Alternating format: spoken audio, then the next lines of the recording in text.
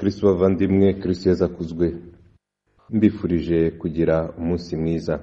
Musangire rero amasomo matagatifu adushishikariza gukomeza kwitegura umunsi mukuru wa Noheli, umunsi utwibutsa ko mu mateka ya muntu Yezu Kristo yigize umuntu akabana natwe, akagendana natwe, akaba yifuza igihe cyose ko twamwakira mu buzima bwacu, tukagendana nawe, tukamwizera, tukamwigiraho imigenzo myiza idufasha kuba abana b'Imana. Dusangire rero amasomo matagatifu.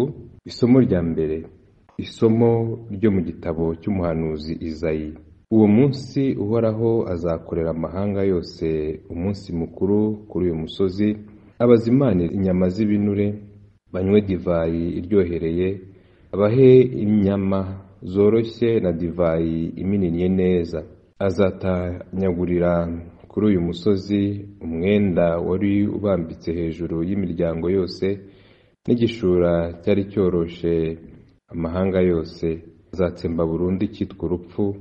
Uhoraho Imana ahanagure amarira ku maso yose, avaneho ikimwaro n'umuryango we mu gihugu cyose.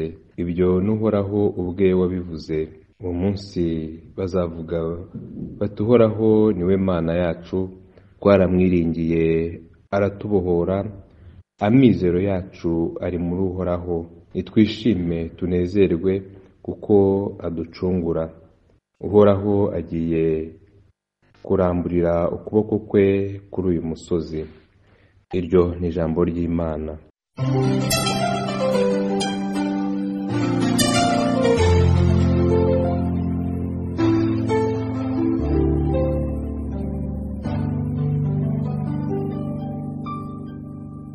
Zaburi. Nyagasani, nzibera iruhande rwawe iminsi yose. Uhoraho niwe mushumba wanjye, ntacyo nzabura. Andagira mu rwuri rutoshye, anshora ku mariba y'amazi afutse, maze akankomeza umutima. Anyobora inzira y'ubutungane, abigiriye kubahiriza izina rye. Naho nanyura mu manga yijimye, nta cyankura umutima, kuko uba uri kumwe nanjye. Inkoni yawe y'ubushumba intera ubugabo. Imbere yanjye uhategura ameza abanzi banjye bareba, ukansiga amavuta mu mutwe, inkongoro yanjye ukayisendereza. Koko ineza n'urukundo byawe biramperekeza mu gihe cyose nzaba nkiriho. Nanjye rero nzajya niturira mu ngoro y'Uhoraho, abe ariho nibera iminsi yose.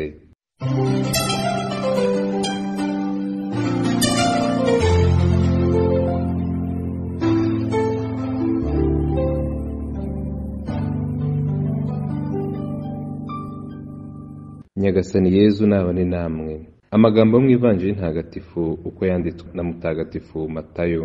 Muri icyo gihe Yezu afata ku nkombe y'inyanja ya Galileya, azamuka umusozi nuko aricara. Abantu benshi baramusanga, bazanye abacumbagira, ibimuga, impumyi, ibiragi n'abandi benshi, babashyira imbere ye, arabakiza. Nuko rubanda baratangara babonye ibiragi bivuga, ibimuga bikize, abacumbagira bagenda, impumyi zibona, maze basingiza Imana ya Isiraheli. Yezu ahamagara abigishwa be, arababwira ati, imbaga nyifitiye impuhwe, kuko hashize iminsi 3 bankurikiye, kandi bakaba badafite ibyo barya. Kubohereza bashonje simbishaka, hato batagwa mu nzira. Abigishwa baramubwira bati, turakura he muri ubu butayu imigati ihagije abantu bangana batya? Yezu arabaza ati, mufite imigati ingahe? Baramusubiza bati, 7 n'udufi dukeya. Nuko ategeka rubanda kwicara hasi. Hanyuma afata ya migati 7 na ya mafi, ashimira Imana, arayimanyura, maze ayiha abigishwa be, bayiha rubanda. Bose bararya barahaga. Nyuma bakoranya ibisate bisigaye, byuzura inkangara ndwi. Iyo ni Ivanjili ntagatifu.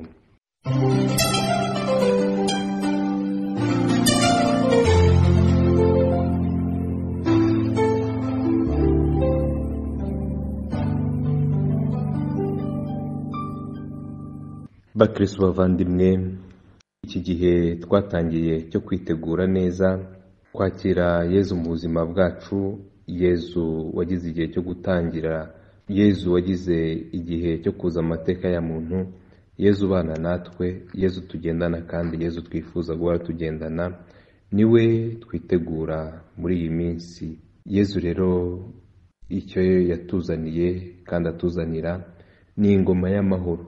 Kumwakira tugomba kubikora nk'uko twakira umushyitsi w'imena. Ubundi iyo twakiriye abashyitsi tubategurira ibyo bashaka n'ibyo bakunda, ntabwo tubategurira ibyo dukunda twebwe. Icyo Yezu ashaka mu buzima bwacu ni urukundo, ni amahoro, ni ineza, ni impuhwe adusanganiza. Natwe tugomba kugaragariza imitima yacu ko twiteguye kuyakira. Yezu rero yaje guhumuriza abantu, aza gutanga amahoro, aza kugaragariza abantu ko igihe kigeze cy'uko bava mu bibatera ikimwaro, bava mu bwigunge, maze bakarangamira Imana. Yezu yaje gukuraho icyitwa urupfu, icyaha n'ikibi, kugira ngo ntibizongere gushikamira muntu ukundi.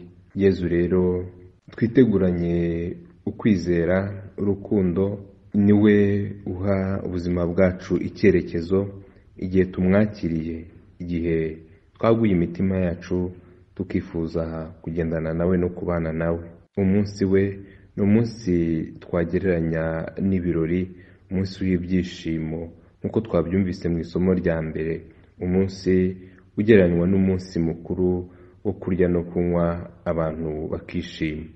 Yezu Kristo rero yaje mu buzima bwacu kugira ngo tumenye Imana kandi amizero yacu abe muri yo, duhore twishimye tunezerewe kubera ko Imana iducungura ikadukiza. Nk'ivanjiri twumvise neza ko icyazanye Yezu ari uguha abantu ubuzima, kubamara inyota no kubaha ibyishimo. Yezu yaje kurwanya icyashikamira umuntu cyose, icyamutera ikimwaro, icyamutesha agaciro. Yezu yaje gukiza uburwayi, bwaba ari ubwa roho n'ubw'umubiri. Yaje gukuraho ibyaha, yaje gukiza ibyaha ndetse n'ubumuga bwose. Yezu agaragaza impuhwe, kandi impuhwe ze zikamutera kugaburira abe, kubagirira neza, kubarengera no kubaha agaciro.